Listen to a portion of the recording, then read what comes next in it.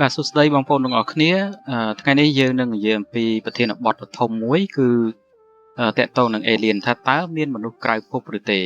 អឺតកតងប្រធានបទនេះគឺនៅពេលដែលខ្ញុំធ្វើវីដេអូ4 10 20រួចហើយខ្ញុំនឹងធ្វើប្រធានបទនឹងសារដើមដើម្បីជាជំហានឥឡូវនេះយើងសិក្សាអំពីសកលបានប្រហែលវីដេអូហើយយើងចាប់ផ្ដើមនិយាយពីប្រធានបទនេះដោយប្រៀបធៀបជាមួយនឹងអ្វីដែលខ្ញុំបាននិយាយពីមុនមកខ្លះហើយបន្ទាប់ទៅទៀតនៅពេលដែលយើងធ្វើបានវីដេអូជាច្រើនមកទៀតយើងនឹងធ្វើប្រធានបទខាងសារដើមដើម្បីឲ្យថាពេលយើងយល់អំពីរឿងកាន់តែច្រើនយើងវិភាគដឹងថាមានមនុស្សក្រៅភពភាគរយតិចឬក៏ច្រើនដែរបាទថ្ងៃនេះខ្ញុំនឹងមកចែករំលែកឲ្យប្រៀបធៀបជាមួយនឹងការយល់ដឹងអំពីសកលហើយនឹង perspective ឬក៏គំនិតផ្ទាល់ខ្លួនរបស់ខ្ញុំទៅលើ alien ហើយបងប្អូនអាចបញ្ចេញជាមតិរបស់ខ្លួននៅខាងក្រោមឥឡូវចំណុចទី1យើងនឹងទៅស្វែងយល់ថាតើអ្នកវិទ្យាសាស្ត្រគេឲ្យហេតុផលយ៉ាងម៉េចខ្លះហើយគេគិតយ៉ាងម៉េចខ្លះចំពោះរឿង alien បាទចំណុចទី1ខ្ញុំចង់និយាយអំពីរាជរដ្ឋាភិបាលរបស់ប្រទេសដែលមានយានអវកាសហោះទៅភពដទៃទៀតថាតើគេ confirm ថាមាន alien ឬក៏អត់ដូចជាសហរដ្ឋអាមេរិកចិនឬក៏រុស្ស៊ីអញ្ចឹងបាទមកដល់ពេលនេះចំពោះសហរដ្ឋអាមេរិកទោះបីជាមានការបែកធ្លាយព័ត៌មានជាច្រើននៅឯតំបន់ Area 51ឬក៏តំបន់51ហ្នឹងគឺជាតំបន់របស់កងទ័ពហើយក៏ត្រូវបានមនុស្សមួយចំនួនហ្នឹងគាត់យល់ថាជាកន្លែងដែលលាក់នៅជីវិតក្រៅភពក៏ដូចជាយានមួយចំនួនដែលបុកផែនដីរបស់យើងហើយយកទៅទុកនៅក្នុង Area 51ហ្នឹងបាទយ៉ាងណាបងប្អូនអាចស្វែងរកវីដេអូដែលនិយាយដោយ Bob Lazar ហើយមានការសម្ភាស Bob Lazar ច្រើនណាស់ដែលគាត់គឺជាបុគ្គលម្នាក់ដែលត្រូវបានគេជួលទៅធ្វើការនៅតំបន់51ហើយគាត់បានបកក្រាតទៅលើព័ត៌មានមួយចំនួនហើយគាត់ពិតជាsurprise មែនទែនដែលឃើញយានដែលគាត់មិនដែលឃើញហើយគាត់គិតថាយានហ្នឹងគឺជាយានមិនមែនមនុស្សនៅលើផែនដីទេបាទគឺជាយានដែលមកពីប្រភេទមនុស្សផ្សេងទៀតដែលមាន technology ខ្លាំងជាងយើងឆ្ងាយបាទបងប្អូនអាច search មើលតាក់ទង Bob Lazar ហើយបងប្អូនអាចនឹងដឹងពីព័ត៌មានច្រើនសហរដ្ឋអាមេរិកមិនទាន់ confirm ថាមាន alien ទេប៉ុន្តែបើនិយាយអំពីអ្នកដែលឃើញ alien ហ្នឹងមានច្រើនណាស់ក៏ដូចជាអ្នកបើកយន្តហោះចម្បាំងហើយគេឃើញយូរមកហើយយូរឆ្នាំមកហើយប៉ុន្តែគ្រាន់ថាគេមិនដឹងថាអានឹងជាអ្វីហើយมันអាចប្រាប់មនុស្សទូទៅបានថានឹងគឺជា alien ឬក៏ជាមនុស្សក្រៅភពគឺมันអាច confirm អញ្ចឹងបានទេពីព្រោះតែកាលណារកអត់ឃើញហេតុហើយនឹងផលគឺគេអត់សម្រេចថាអានឹងជាអ្វីនោះទេពាក្យថា UFO Unidentification Flying Object គឺបកប្រែថាវត្ថុដែលហោះហើរដោយមិនស្គាល់អត្តសញ្ញាណបាទឥឡូវគេប្រើពាក្យ UAP Unidentified Area Phenomenon បាទអញ្ចឹងអាមេរិកគេអត់ទាន់និយាយថាហ្នឹង alien ឬក៏មិន alien ទេប៉ុន្តែបើចំពោះខ្ញុំផ្ទាល់ខ្ញុំដឹងថា Area 51គឺមាន graph មានជាយានរបស់មនុស្សក្រៅភពហើយក៏មានសាកសពរបស់មនុស្សក្រៅភពហើយក៏មានការធ្វើពិសោធន៍អីមួយចំនួនប៉ុន្តែសម្រាប់មកគឺការចំណាយលុយទៅលើសិក្សាទាំងអស់ហ្នឹងគឺរកអត់ឃើញថាតើពួកគាត់មកពីណាហើយ technology ដែលគាត់មានហ្នឹងគឺมันអាច confirm ថាគាត់មកពីណាអីបានទេហើយជា technology អីបានទេអញ្ចឹងអាមេរិកនៅតែមិនអាចសម្រេចបញ្ចេញនៅព័ត៌មានថាអ្វីៗទាំងអស់នឹងមកពីណានេះហើយគឺជាហេតុផលសម្រាប់រុស្ស៊ីនិងចិនគឺជាប្រទេសដែលកុម្មុយនីសចូលចិត្តលាក់ព័ត៌មានអញ្ចឹងនៅពេលដែលគាត់ទទួលបានព័ត៌មានអីឬក៏គាត់មានយានឬក៏មានគាត់ចាប់បានអីក៏ដោយគឺគាត់មិនបញ្ចេញព័ត៌មានទេហេតុផលគឺបើសិនជាគាត់អាចស្វែងរកនៅ technology នឹងបានគឺគាត់អាចផលិតនៅយានដែលខ្លាំងហើយគាត់ខ្លាយទៅជាប្រទេសមហាអំណាចអីចឹងទៅហើយសម្រាប់រុស្ស៊ីអញ្ចឹងទោះបីជាគាត់មានអីក៏ដោយគឺគាត់មិនប្រើប្រព័ន្ធផ្សព្វផ្សាយជាសាធារណៈដែរអ យើងនិយាយមកវិញតាក់ទងនឹងសហរដ្ឋអាមេរិកប្រព័ន្ធផ្សព្វផ្សាយគេខ្លាំងដល់ប៉ុណ្ណឹងហើយបែកធ្លាយដូច Bob Lazar ហើយនឹងគ្នាគាត់ប្រមាណអ្នកទៀតអីនិយាយអំពីមនុស្សក្រៅភពច្រើនណាបងប្អូនអាចទៅ search មើលក្នុង YouTube ហើយថ្មីនេះក៏រដ្ឋសភាគាត់កោះហៅអ្នកដែលបើកយន្តហោះចាស់ចាស់អ្នកធ្វើការនៅអ្នកធ្វើការនៅទាហានចាស់ចាស់អីយកមកសួរក៏គេនិយាយដែរគេនិយាយច្រើនណាស់គេឃើញរូបរាងចេះរូបរាងចុះហើយកំណត់ត្រាតាក់ទងនឹងការធ្លាក់UFO ហើយនឹងមានសាកសព alien ក៏មានដែរប៉ុន្តែ NASA ក៏ដូចជារដ្ឋាភិបាលសហរដ្ឋអាមេរិកនៅតែមិន confirm ថាពិតជាមានមនុស្សក្រៅភពហើយយានឬក៏មនុស្សក្រៅភពនោះគឺជាអ្វីដែលគេមិនអាចពិពណ៌នាបានហើយដឹងច្បាស់នឹងគឺជាហេតុផលមួយល្អដែរដែលកាលណាគេអត់យល់ច្បាស់ថាអានឹងជាអ្វីគេមិនបញ្ចេញទេកាលណាបញ្ចេញទៅវាអាចនាំឲ្យមានការដេញដោលច្រើនមានឲ្យការភ័យខ្លាចមានឲ្យការបាត់បង់នៅជំនឿពីព្រោះបងប្អូនស្គាល់ពាក្យថាសាសនារលំជាតិរលាយអញ្ចឹងតើកាលណាមនុស្សយើងលែងមានសាសនាគឺមនុស្សយើងប្រព្រឹត្តអីមិនល្អទេ alien គឺជាផ្នែកមួយបើសិនជាយើងបញ្ចេញព័ត៌មានវាកាន់តែច្រើនធ្វើឲ្យមនុស្សលែងជឿទៅលើព្រះបាទពីព្រោះគេយល់ថានៅក្នុងសកលលោកផងនេះធំទូលាយពីព្រោះបច្ចេកវិទ្យា alien គឺជាបច្ចេកវិទ្យាដែលអស្ចារ្យហើយវាបំបែកនៅរូបមន្តគេហៅថា physics រូបវិទ្យាដែលប្រាប់ឲ្យមនុស្សយើងដឹងថាតាមពិតនៅខាងក្រៅហ្នឹងមានអីអស្ចារ្យជាងយើងនៅខាងក្នុងខ្ញុំឧទាហរណ៍ថាសម្ោចវាមានក្រុមគ្នាវានៅខាងក្នុងណាហ្នឹងហើយវាយល់ថាភពរបស់វាគឺនៅក្នុងរូងរបស់វាហ្នឹងឯងបើមានខ្យល់មកប៉ះវាថាគ្រោះមហន្តរាយធម្មជាតិមានទឹកមកប៉ះអីចឹងទៅប៉ុន្តែវាអត់ដឹងថាប្រភពមកពីណាទេដូចគ្នាដែរមនុស្សយើងគឺនៅលើភពមួយដូចនៅក្នុងរុនមួយអញ្ចឹងនៅពេលដែលមានធម្មជាតិអីឬក៏វិទ្យាសាស្ត្រឬក៏ technology ឬក៏មនុស្សក្រៅភពណាមកលេងមកអីចឹងគឺយើងអាចដឹងថាកម្រិតរបស់គេប៉ុណ្ណាគេយើងគ្រាន់តែឃើញប៉ុន្តែមិនដឹងថាគេមកពីណាហើយប្រើបច្ចេកវិទ្យាអីមានល្បឿនលឿនយ៉ាងនេះហើយបំបាំងមិនឲ្យយើងឃើញអីចឹងទៅវាហាក់ដូចជាសម្ោចមើលឃើញមនុស្សយើងចឹងពេលខ្លះគាត់មានសំណាងមើលឃើញយើងទៅមើលសម្ោចនៅក្បែរផ្ទះយើងណាប៉ុន្តែមានសម្ោចខ្លះគាត់នៅឆ្ងាយពីមនុស្សនៅលើកោះលើអីចឹងទៅគាត់មិនអាចមានវាសនាឃើញមនុស្សទេចឹងហើយបានពេលគាត់ឃើញម្ដងគាត់បើគាត់ចេះវិភាគគាត់មានខួរក្បាលក្នុងការគិតគាត់គិតថានោះគឺជា alien ហើយគាត់មិនអាចយល់ពីវិស័យមនុស្សសម្ោចគឺមិនអាចយល់ពីវិស័យរបស់មនុស្សក៏មិនអាចយល់ពីវិស័យរបស់មនុស្សក្រៅភពគឺពិបាកណាស់បងប្អូនពីព្រោះយើងមានញៀនតែ6ប៉ុន្តែមនុស្សក្រៅភពមិនដឹងថាវាមានញៀនប្រមាណហើយវាមានបច្ចេកវិទ្យាល្បិចហើយខួរក្បាលនៃការគិតរបស់វារបៀបយ៉ាងម៉េចអញ្ចឹងណាប៉ុន្តែខ្ញុំនឹង share អំពី perspective របស់ខ្ញុំទាក់ទងនឹងថាតើការគិតរបស់ខ្ញុំទៅលើ alien មានចំណុចអីខ្លះឥឡូវយើងផ្អាកនឹងសិនយើងមកនិយាយអំពីអ្នកវិទ្យាសាស្ត្រនៃការរកឃើញសប្តាហ៍នេះអ្នកវិទ្យាសាស្ត្រគេបានសង្កេតមើល universe របស់យើងធំធេងណាស់បងប្អូនរាប់កោតលានឆ្នាំដែលគេសង្កេតឃើញបងប្អូនទើបតែស្ដាប់វីដេអូខ្ញុំតាក់ទង speed of light ដែលគេអាចសង្កេតឃើញgalaxy ក៏ដូចជាuniverse បណ្ដុំ galaxy បណ្ដុំព្រះអាទិត្យឆ្ងាយ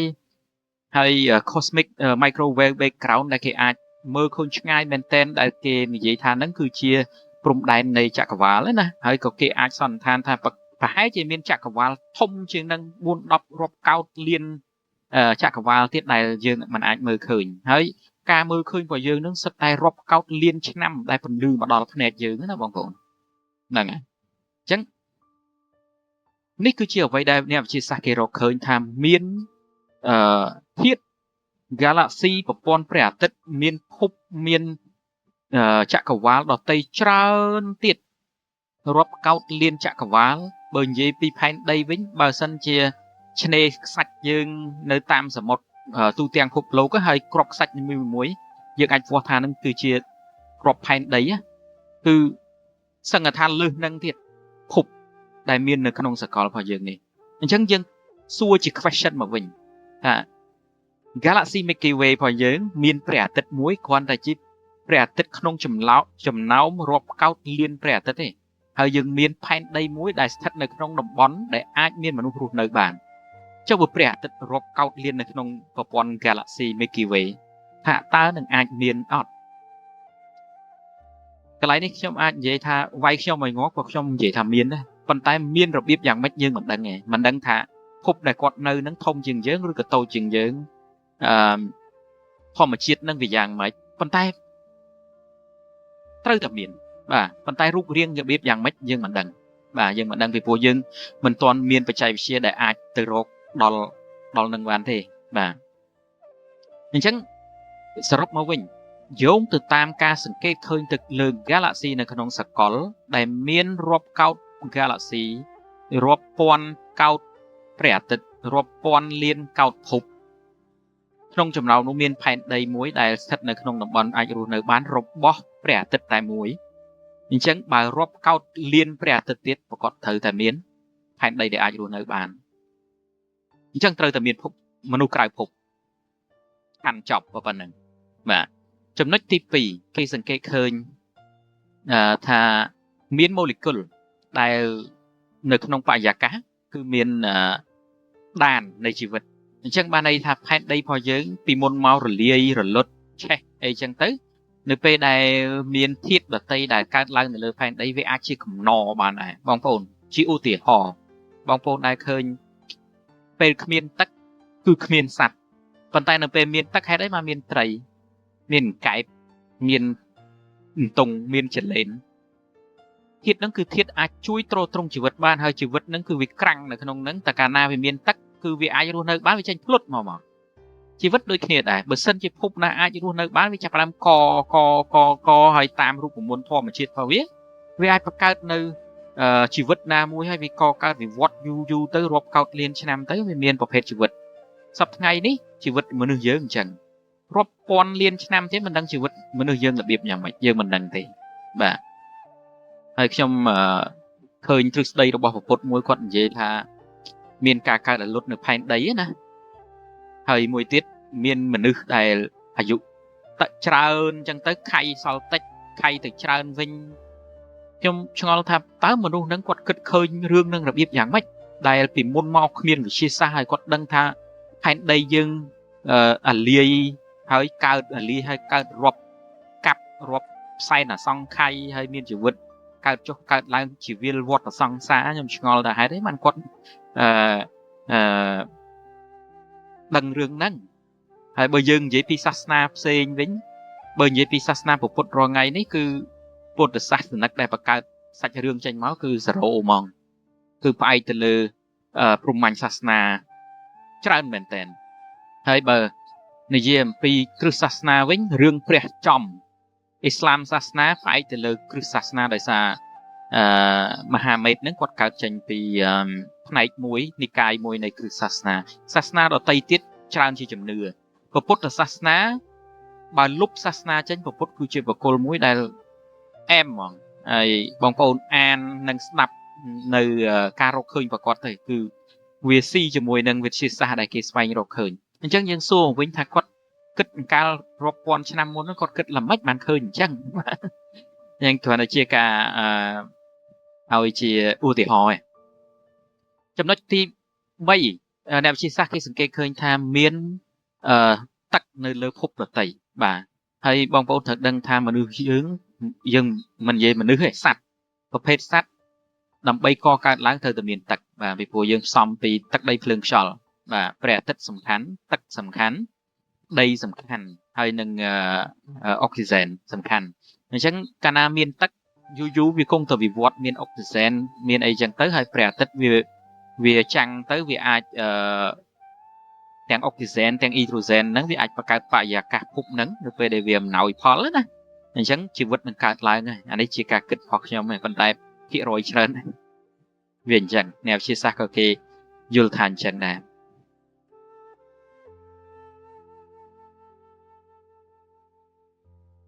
ចំណុចមួយទៀតអ្នកវិទ្យាសាស្ត្រសង្កេតឃើញថាមនុស្សយើងនឹងអាចរស់នៅទោះបីជាមានបន្ទប់ភ្នំភ្លើងមានសមុទ្រដែលនៅជ្រៅ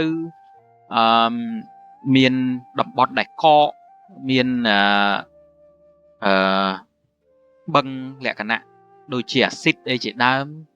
គឺមានប្រភេទជីវិតដែលអាចរស់នៅទីនោះបានដូចជាសត្វដែលនៅក្នុងសមុទ្រជ្រៅ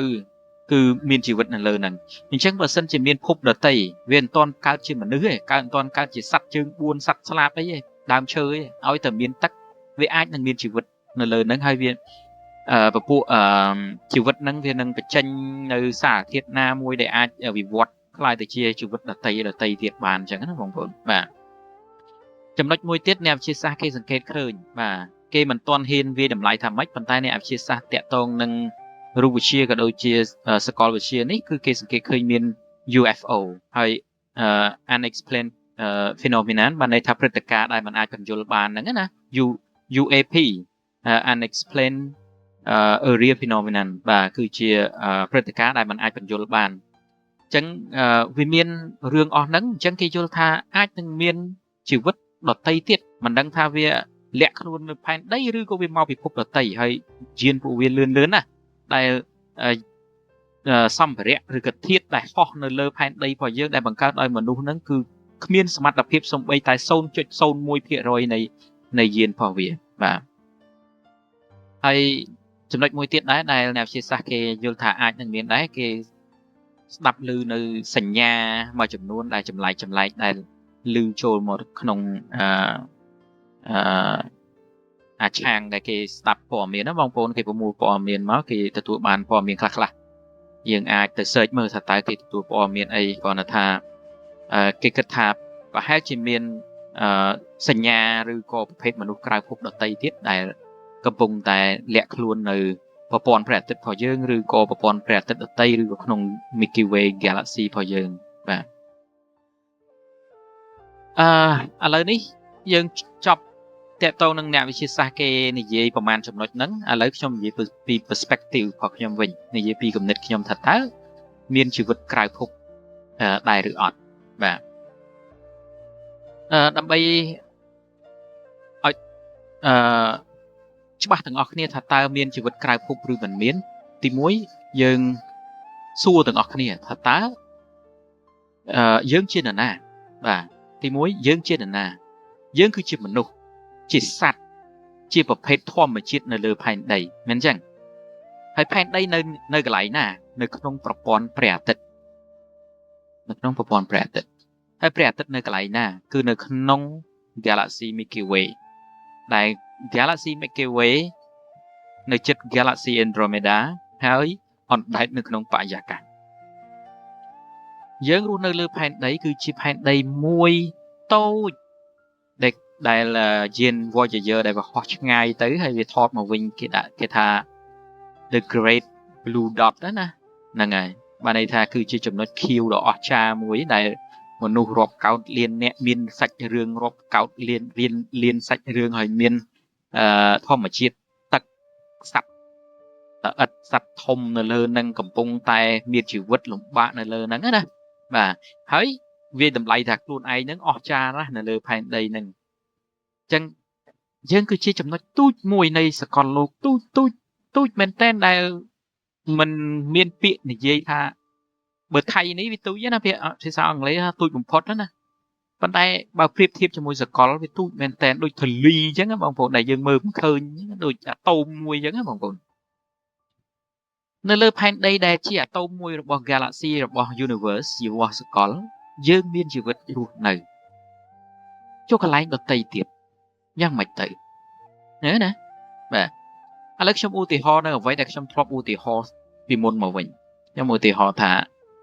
ខ្ញុំឈរនៅលើសមុទ្រមួយហើយ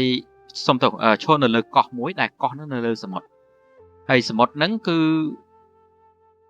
ខាងស្ដាំយើងមើលឃើញកោះត្រើយខាងឆ្វេងយើងមើលអត់ឃើញកោះត្រើយទេហើយកោះហ្នឹងគឺមានសបុកស្មោចរាប់រយសបុកស្មោចចាស់ហើយសបុកស្មោចមួយយើងប្រៀបធៀបថាជាភពផែនដីមួយចាស់បាទស្មោចដែលនៅ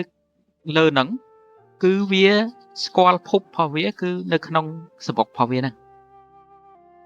វាមានតួនាទីរបស់វាមានមេរបស់វារស់ស៊ីរបៀបយ៉ាងម៉េចអីយ៉ាងម៉េចបាទពេលភ្លៀងវាគេចទៅណាពេលខ្យល់វាគេចទៅណាប៉ុន្តែវាអត់ដែលដឹងថាមានសបុកស្មោចដតីទេពីព្រោះវាឆ្ងាយពេក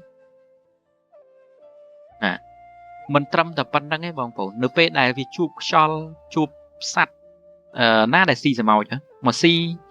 có đôi chia chụp tật liêng rồi có tật lịch chặt chặt ấy mà cứ việc đăng thả đăng say thì cứ không biết để say đăng rương đăng thì vì vô tha chỉ kêu thọ mà chết kêu mà hòn trái rồi có chiaประเภทเตวดาไอ้พอเวียจังเตยให้เวียดดังทักพอปุสมอยดตเมียนนี่เลยนั่นลูตราแต่สมอยนั่งในเกียร์เนี่ยคลังไอ้จังเตยไปกล้าไปไวเนี่ยนำไปตัดดาวมันกันไหลบางคนทลบคืนสมอยไวเนี่ยแบบทำเนี่ยสมอยเพชรเซนอย่างนั้นบางคนกร้องนึกไปเวียนในดาวเชิญนะไปเกิดทักพบเวียนในกันไหลนั่นเองจังยังอุติหอทาสมอยนั่นคือจีพบมวยน้ำมันสมอยพบมวยวิอัดนั่งทากลายเวียนในนั่งเจ็บคอดิบริษัทจีมินวิสนาขนมกาบันเย็นอวกาศจังเตอร์ไปจีเวียดดังทาช่วยกลายอันในนี่มีดาวเชอร์มีไอ้ดาวเชอร์นั่งบริษัทจีสร้างซองเตี้ยบานรอบเก่า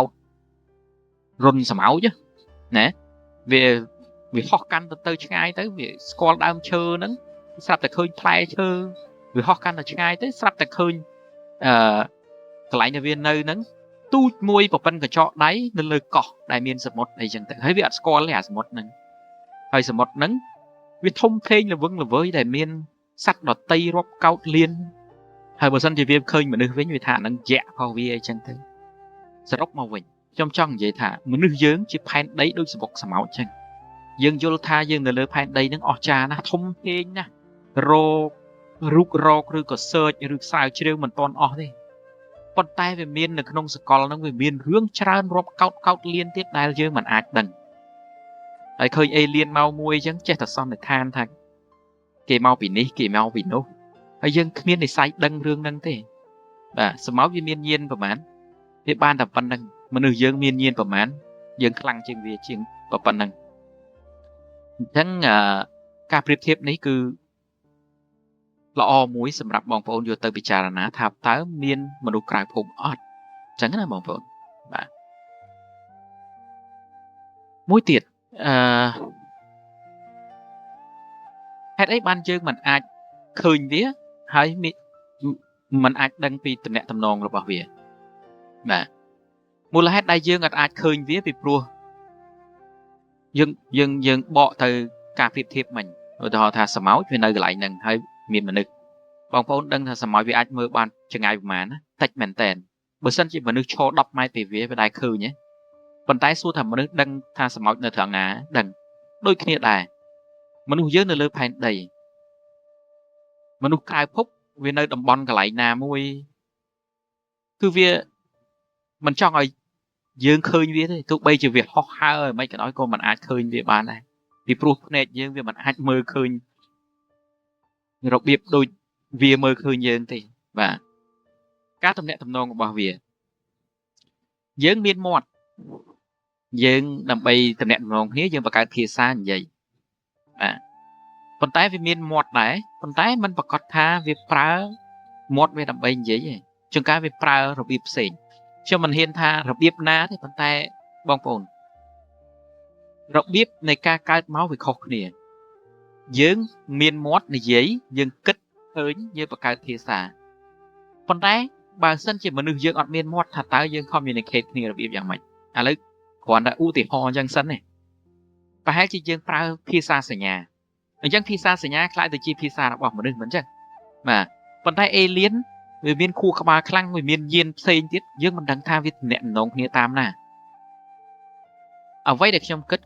thằng thà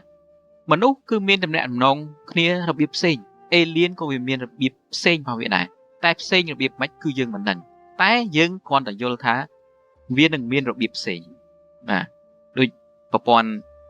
tủ sập ấy chăng trong cá vì vô đang ngầm pi radiation đằng kháng nên như mơ khơi rồi biệp chẳng kháng vì trẻ pra các kết nâng tụi mấy tụi nẹt tụi nông này ấy chẳng thấy dương ắt đăng này cho nên cứ chia các kết hoặc nhom kết thà cụ viêm miên bạch chay bị chia rồi có miên phane miên ấy nâng mơ khăng dừng zoom zoom vì ai mơ khơi dục khăng dừng bằng con flop squall thì tôi miệp này bộ nâng mơ khơi dục khăng trên ngày បាទហើយមិនដឹងថាវាមើលឃើញពណ៌ច្រើនជាងយើងឬក៏អត់យើងមិនដឹងទេបាទហើយតកតងនឹងយានរបស់វាប្រហែលជាវាមិនប្រើ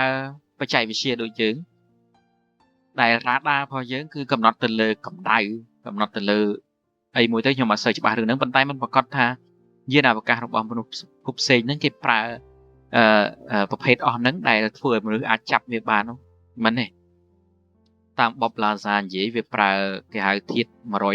115ហើយធាតុហ្នឹងគឺជាវាបង្កើតធម្មពលខ្លាំងណាដែលលបឿនយានរបស់វាហោះលបឿនលឿនខ្លាំងមែនតើដែលពេលខ្លះវាអាចពង្រួញពេលវេលាឬក៏ពង្រួញដីអីចឹងទៅហើយទីទៀតខ្ញុំនឹងនិយាយអារឿងពង្រួញពេលវេលាពង្រួញដីមិនមែន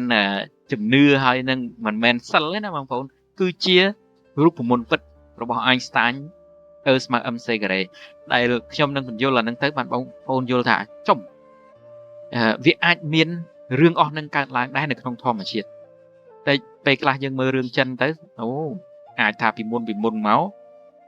ជនជាតិចិនដែលគាត់ប្រើក្បួនវិបស្សនាដោយពុទ្ធណាទៅវាយល់អំពីការធ្វើដំណើរលឿនដូចពន្លឺវាអាចពង្រួញដីវាអាចបានន័យថាទៅអនាគតឬក៏មកអតីតកាលអីបានអញ្ចឹងទៅខ្ញុំមិនហ៊ានថាកើតឬមិនកើតទេប៉ុន្តែបើយើងនិយាយថារូបមន្តរបស់ Einstein ពិតជាពិតមែនភាគរយច្រើនអាចមនុស្សទៅមុខទៀតអាចធ្វើដំណើរឆ្លងពេលវេលាឬក៏មកអតីតកាលតាមរយៈការប្រើប្រាស់រូបមន្តបំបែកធាតុហើយវាអាចទៅរួចបើសិនជាមនុស្សយើងអាចមានឥទ្ធិពលដល់ថ្នាក់ធ្វើដំណើរលឿនជាងលបឿនពន្លឺបាទប៉ុន្តែយើងកុំអាននិយាយអាហ្នឹងខំវែងបាទឥឡូវយើងនិយាយតទៅទៀតចំពោះខ្ញុំតកតងការសិក្សានៅតំបន់51គឺខ្ញុំយល់ថាវាមានរឿងលាក់កំបាំងច្រើនដែលធ្វើឲ្យយើងយល់ថាមនុស្សក្រៅភពវាពិតជាមានមែនប៉ុន្តែយើងសិក្សាអត់តន់យល់អញ្ចឹងណាបាទគឺទៅមើលវីដេអូ Bob Lazar គាត់ស្វែងបានន័យថាគាត់ធ្វើការស្រាវជ្រាវទៅលើ task disk របស់មនុស្សក្រៅភពណាគឺគាត់យល់ថាយានហ្នឹងគឺប្រើឥទ្ធិពលនៃធាតុមួយយ៉ាងជាចំហេះធាតុមួយយ៉ាងនៃគេហៅធាតុ115ហើយធាតុហ្នឹងវាបញ្ចេញ radiation វិទ្យុសកម្មដូចអ៊ុយរ៉ាញ៉ូមរបស់មនុស្សយើងដែលរកឃើញដែលអាចធ្វើ nuclear bomb atomic bomb អីហ្នឹងបាទគឺវាប្រើធាតុហ្នឹងគឺវាបង្កើតទំនាញដោយខ្លួនឯងណាបង្កើត gravity ដោយខ្លួនឯងអញ្ចឹងលបឿននៃការហោះរបស់វាលឿនជាងសម្លេងរាប់រយដងអីចឹងទៅគឺវាអាចពង្រួញពេលវេលាទាញពេលវេលាទាញចម្ងាយអីដែលវាអាចហោះឆ្លងកាត់ប្រព័ន្ធព្រះអាទិត្យឬក៏ galaxy បានយ៉ាងស្រួលបាទប៉ុន្តែគ្រាន់តែជាការសន្និដ្ឋានរបស់ Bob Lazar ទេហើយមួយទៀតបើសិនជាអាមេរិកវាបញ្ចេញនៅព័ត៌មានតាក់ទងនឹងរឿងអស់ហ្នឹងណាបងប្អូនអាមេរិកវាយល់ថាមនុស្សលោកលែងជឿសាសនាហើយវាអាចនាំឲ្យបញ្ហាដល់ពិភពលោកបាទហើយពិភពលោករបស់យើងនឹងអភិវឌ្ឍទៅមុខលឿនមែនតើលឿនដែលមនុស្សមិនអាចទទួលយកបានកន្លែងហ្នឹងពិបាកនិយាយថងថាអញ្ចឹងបងប្អូននៅពេលបងប្អូនឈឺហើយបងប្អូននៅប្រទេសក្រីក្របងប្អូនប្រើថ្នាំសាមញ្ញប៉ុន្តែបើសិនជាអ្នកប្រទេសអ្នកមានគេយកថ្នាំល្អយកមកដាក់គេដាក់បានតែម្ដងហ្នឹងឯងបើសិនជាបងប្អូនឈឺលើក្រោយអត់មានថ្នាំប្រភេទហ្នឹងគឺស្លាប់លឿនហ្មងតែសារយើងអត់មានថ្នាំដែលល្អអញ្ចឹងហើយយើងស៊ាំជាមួយអាថ្នាំល្អអញ្ចឹងដូចគ្នាដែរបើសិនជាយើងស្គាល់អេលៀនហើយយើងយកបច្ចេកវិទ្យាយើងយកមកដាក់ហើយមនុស្សយើងអភិវឌ្ឍលឿនអញ្ចឹងមនុស្សយើងអត់អាចទ្រទ្រង់បានទេយើងមិនអាចធ្វើដំណើរលឿនដល់ថ្នាក់យើងទទួលនៅបច្ចេកវិទ្យាទាំងអស់នឹងបានទេអញ្ចឹងអ្នកវិទ្យាសាស្ត្រគេយល់ថាកំអល់ទាន់បញ្ចេញបើបញ្ចេញអាចអន្តរាយដល់ពិភពលោកអញ្ចឹងណាបាទ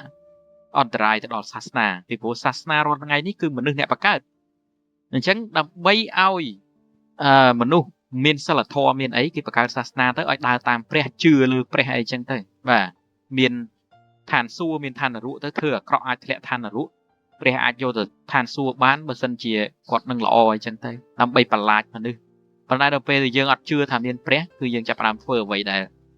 អាក្រក់អីចឹងទៅព្រោះមនុស្សយើងមានតណ្ហាអញ្ចឹងគេថាកម្មាបច្ចេញអារឿងអស់ហ្នឹងអានេះជាការគិតរបស់ខ្ញុំឯងបាទពីពួកខ្ញុំតាមឧទាហរណ៍ខាងលើក៏ដូចជាខ្ញុំរៀនអំពីសកលបានច្រើនខ្ញុំយល់ថាវាយអាងាប់ក៏ត្រូវតែមានដែរមនុស្សក្រៅភពឥឡូវយើងនិយាយអំពីទីតាំងដែលវានៅវិញឥឡូវយើងនិយាយថាឧទាហរណ៍ថាមនុស្សក្រៅភពយើងវិភាគថាវាមកពីកន្លែងផ្សេងអញ្ចឹងបានន័យថាយានរបស់វាគឺធ្វើដំណើរយ៉ាងលឿនអាហ្នឹងគ្រាន់តែជាឧទាហរណ៍ទី1យានរបស់វាខ្លាំងធ្វើដំណើរលឿនហើយវាមានបច្ចេកវិទ្យាខ្ពស់មានការទំនាក់ទំនងខ្ពស់ហើយវាមានក្រមសីលធម៌នៃការដើររុករកភពដតីអញ្ចឹងទៅបាទអាហ្នឹងជាឧទាហរណ៍ទី1ឧទាហរណ៍ទី2វាអាចមកពីuniverse ដតីរឿងនេះគឺលំបាកបងប្អូនព្រោះបើសិនជាមានយានដែលជិះតាមលបឿនពន្លឺហ្នឹងក៏ពិបាកមកដល់ផែនដីយើងត្រឹមរាប់ពាន់លានឆ្នាំដែរវារាប់រយឆ្នាំដែរវាអាចប្រើរាប់ពាន់លានឆ្នាំប៉ុន្តែវាអាចទៅរួចបើសិនជាទ្រឹស្ដីនៃការជិះយានដែលមានលបឿនលឿនជាងពន្លឺហើយវា bend ហ្នឹងបានន័យថាទាញពេលវេលាក៏ដូចជារង្វាស់อะไรចម្ងាយចិត្តវាដូចយើងបែងភាគឬក៏ហោះកាត់អីមួយដែលលឿនបំផុតអញ្ចឹងឧទាហរណ៍ខ្ញុំនៅលើផែនដីខ្ញុំចង់ទៅប្រច័ណ្ឌគ្រាន់នឹកឃើញទៅដល់ហ្មងណាបាទបើសិនជាអញ្ចឹងបានអូខេប៉ុន្តែបងប្អូនតាមអ្វីដែលខ្ញុំសង្កេតមើលមានការថតបានខ្លះគឺមានយានមួយចំនួនគឺនៅពេលដែលវាប្រើលបឿនលឿនខ្លាំងពេកគឺវាបាត់ពីកន្លែងហ្នឹងទៅកន្លែងដតីហ្មងវាហាក់ដូចជាបំបែកធាតុហើយទៅបាត់ហ្មងហើយអ្នកវិទ្យាសាស្ត្រកំពុងស្វែងរកបច្ចេកវិទ្យាក្នុងការឆ្លងភពក៏ដូចជាឆ្លង black hole ដើម្បីទាញមនុស្សពីកន្លែងមួយទៅកន្លែងមួយទៀតយ៉ាងលឿនបំផុតកន្លែងហ្នឹងក៏មកជឿបើគ្រាន់ថាតាមរូបមន្តបូកនឹងការស្រាវជ្រាវអាចទៅរួចខ្លះហើយបើសិនជាមានមនុស្សក្រៅភពមកពី universe ឬក៏galaxy ដតីមែនគឺវាប្រើរូបមន្តហ្នឹងគ្រាន់តែជា perspective របស់ខ្ញុំទេចំណុចទី2មនុស្សក្រៅភពអាចនៅក្នុងប្រព័ន្ធព្រះអាទិត្យប៉ុន្តែវាអាចនៅក្នុងភពណាមួយហើយវានៅជាលក្ខណៈក្រោមដីអញ្ចឹងណាបងប្អូនហើយបច្ចេកវិទ្យារបស់វាខ្លាំងវាអាចធ្វើដំណើរមកភពផែនដីរបស់យើងវាមិនមកនៅជាមួយយើងដោយសារបច្ចេកវិទ្យារបស់វានឹងវាខ្លាំងពេកហើយមកវាអាចនាំចំនួនរវាងវានិងយើងអីចឹងទៅដោយបងប្អូនទៅចិត្តសម្ោចខាំអញ្ចឹងវាមានពឹសរបស់វាដែរអញ្ចឹងមនុស្សក្រៅភពបើសិនជាមកមានចំនួនជាមួយមនុស្សយើងក៏អាចបាញ់វាបានខ្លះដែរបាទអញ្ចឹងវាមិនចង់មានចំនួនមួយយើងទេព្រោះរបៀបវារស់នៅផ្សេងរបៀបយើងរស់នៅផ្សេងអញ្ចឹងទៅអាហ្នឹងបើក្នុងគណៈវានៅក្នុងប្រព័ន្ធព្រះអាទិត្យរបស់យើងបាទវាអាចនៅឧទាហរណ៍ថានៅទីតានចុះទីតានត្រជាក់ខ្លាំងវាអាចនៅក្រោមអីចឹងទៅបាទចំណុចមួយទៀតដែលខ្ញុំគិតថាអាចកើតឡើងដែរគឺមនុស្សក្រៅភពយើងមិននិយាយមនុស្សក្រៅភពពួកគាត់គឺជាមនុស្សនៅលើភពផែនដីតែម្ដងប៉ុន្តែដោយសារ species គឺប្រភេទមនុស្សគាត់ខុសពីយើងខ្លាំងគាត់ទៅនៅកន្លែងដែលលាក់បាំងដូចជាបាតសមុទ្រដែលជ្រៅបំផុតដែលអ្នកវិទ្យាសាស្ត្រមិនទាន់រកឃើញអាហ្នឹងគេក៏ធ្លាប់ឃើញមនុស្សចម្លែកដែលនៅក្នុងទឹកដែរបងប្អូនបាទហើយលបឿនផុសវាលឿនដែរហ្នឹងហើយក៏ធ្លាប់ឃើញយានអវកាសខ្លះវាលិចចូលក្នុងទឹកទៅបាត់ឈឹងអីចឹងទៅឬក៏ចេញពីទឹកអីមកដែរប៉ុន្តែរឿងទាំងអស់ហ្នឹងมันអាចយកមកប្រាប់ថាហ្នឹង UFO ឬក៏មនុស្សក្រៅភពឬក៏មនុស្សនៅក្នុងបាតសមុទ្រអីអត់ទេតែកើតទេកត្តាមួយទៀតវាអាចនៅលើផែនដីដូចយើងដែរវានៅក្រោមភ្នំភ្លើងឬក៏វានៅក្រោមភ្នំណាមួយដែលវាអាចបង្កើតជា civilization របស់វាអញ្ចឹងណាបងប្អូនបាទប៉ុន្តែយើងអាចរកវាឃើញហើយបើសិនជាយើងរកវាឃើញពួកវាអាចនឹងបញ្ចប់ជីវិតអ្នកដែលរកឃើញនឹងអីទៅដោយចែកដន់អីចឹងណាបងប្អូនបាទវាអាចខ្លះដែរបាទហើយមួយទៀតអាចប្រភេទមនុស្សដែលវានៅជ្រៅក្នុងដីរបស់យើងពីព្រោះ ដីរបស់យើងមិនប្រកាសថាមនុស្សរកឃើញគ្រប់ទីតាំងទាំងអស់ទេអញ្ចឹងវាអាចខ្លះដែរគ្រាន់តែអាចទេភាគរយខ្ញុំគិតថាតិចទេប៉ុន្តែបើសិនជាវាមកពិភពដតីខ្ញុំគិតថារៀងច្រើនដូចជាមកពីប្រព័ន្ធព្រះអាទិត្យដែលនៅក្បែរយើងពី Galaxy ដតីអីចឹងទៅដែលប្រើប្រភេទយានអស្ចារ្យអញ្ចឹងបាទហើយខ្ញុំនិយាយអំពីប្រភេទយានវាបន្តិចយានរបស់វាបងប្អូនគឺវាបង្កើតទំនាញដោយខ្លួនឯងវាប្រើសារធាតុដែលជាប្រភេទវិទ្យុសកម្មពីព្រោះខ្ញុំធ្លាប់មើលអ្នកដែលគាត់ធ្លាប់ជួបមួយចំនួនហើយខ្ញុំមិនមែននិយាយថាជឿទេប៉ុន្តែរបៀបដែលគាត់និយាយគឺគាត់និយាយចេញពីបេះដូងគឺនៅពេលដែលគាត់ទៅទឹកចិត្ត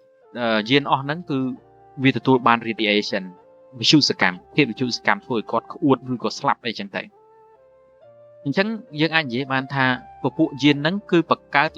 ធម្មពលរបស់យានហ្នឹងគឺដោយសារធាតុវិទ្យុសកម្មហើយ Bob Lazar គាត់និយាយថាធាតុមួយដែលមិនសូវមាននៅលើផែនដីរបស់យើងគឺ115គឺជាធាតុដែលនៅក្នុង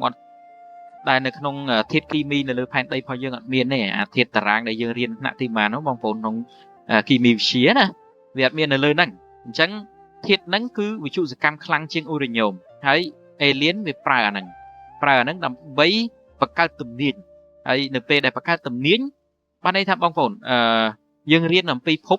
ខ្ញុំឧទាហរណ៍ដូចផែនដីនិងព្រះច័ន្ទហេតុអីបានវាវិលជុំវិញគ្នាដោយសារពីរនាក់ហ្នឹងមាន mass ហើយមានទំនាញមានធម្មពលដើម្បីទាញគ្នារុញគ្នាបើមិនចឹងទៅវាបុកគ្នាណាផែនដីវិលជុំវិញព្រះអាទិត្យដោយសារផែនដីមាន mass ព្រះអាទិត្យមាន mass វាទាញគ្នាទៅវិញទៅមកណាអញ្ចឹងវត្ថុដតីទាំងអស់ធ្លាក់មកលើផែនដីដោយសារទំនាញរបស់ផែនដីអញ្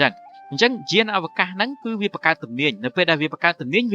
វារុញចេញពីផែនដីអញ្ចឹងណាកាលណាវាបន្ថយទំនាញផងវាមកគៀកផែនដីកាលណាវាបង្កើនទំនាញផងវារុញឆ្វោកទៅលឿនណាបាទទៅលឿនណាអញ្ចឹងវាបង្កើតទំនាញអញ្ចឹងនៅក្នុងទ្រឹស្ដីរបស់ Einstein ក៏ដូចជាការរកឃើញរបស់អ្នកវិទ្យាសាស្ត្ររបស់អីក៏ដោយឲ្យតែបង្កើតទំនាញគឺវា band វាធ្វើឲ្យពេលវេលាក៏ដូចជាចម្ងាយហ្នឹងមានការប្រែប្រួលយើងនឹងនិយាយអារឿងហ្នឹងនៅថ្ងៃក្រោយពេលនេះវាពិបាកយល់ប៉ុន្តែយើងនឹងនិយាយរឿងហ្នឹងអញ្ចឹងការហោះហើរឆ្លងប្រព័ន្ធព្រះអាទិត្យ Galaxy ប្រហែលជាស្រួលសម្រាប់វាបាទចឹងណាបាទអញ្ចឹងជារួមមកវិញចំពោះ perspective របស់ខ្ញុំគឺត្រូវតែមានមនុស្សក្រៅភពប៉ុន្តែមិនដឹងថាវានៅត្រង់ណាវាអាចនៅជាមួយយើងវាអាចនៅឆ្ងាយពីយើងបាទវាអាចអ្នកដែលទៅអនាគតហើយវា back មកផែនដីយើងវិញឬក៏យ៉ាងម៉េចហើយខ្ញុំជឿរឿងនេះមួយទៀតមិននិយាយជឿទេខ្ញុំយល់ថាមានអានឹងកើតឡើងមនុស្សយើងពីមុនមកគឺមនុស្សក្រៅភពមកជួយបាទដែលតកតងនឹងចែកវិទ្យាឬការសាងសង់អីប៉ុន្តែគាត់ថាគាត់អត់ទាន់យល់អំពីសម័យឥឡូវគាត់អាចចាច់ថាពួកហ្នឹងគឺជាទេវតាអីចឹងទៅណាគាត់សន្និដ្ឋានថាពួកហ្នឹងជាទេវតាឬក៏ជាប្រែតជាអីគាត់មកជួយជាអីចឹងទៅពីព្រោះយើងឃើញមានសិលាចារឹកមួយចំនួនគឺមានពួកហ្នឹងបាទប៉ុន្តែមកដល់ពេលនេះយើងយល់អំពីសកលច្រើន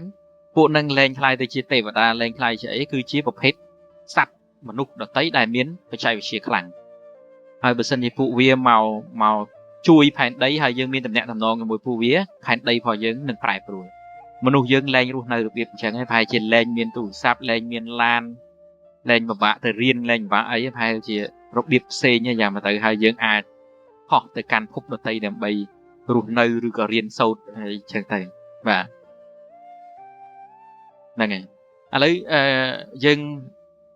ចែករំលែកប៉ុណ្ណេះសិនពីព្រោះវា40នាទីវារៀងច្រើនដែរហើយបងប្អូនចំពោះបងប្អូនយល់ថាម៉េចដែរថាតើមានមនុស្សក្រៅភពដែរអត់បងប្អូនកុំយកកុំឈរនៅលើទ្រឹស្ដីសាសនាកុំឈរនៅលើទ្រឹស្ដីវិទ្យាសាស្ត្រទាំងមូលបងប្អូន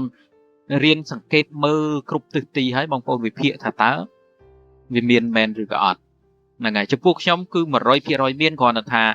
គ្មានផតាំងបង្ហាញប៉ុន្តែច្បាស់ណាស់ត្រូវតែមានបាទត្រូវតែមានបាទអរគុណច្រើនបងប្អូនយើងនឹងនិយាយវីដេអូច្រើនទៀតទៅលើសាច់រឿងសកលហើយអេលៀននេះតាមដំណាក់កាលហើយសង្ឃឹមថាបងប្អូនទាំងអស់គ្នា ស្វែងយល់និងទទួលបានចំណេះដឹងដែលខ្ញុំចែកចាយអរគុណច្រើនសូមជម្រាបលាសម្រាប់ថ្ងៃនេះបងប្អូន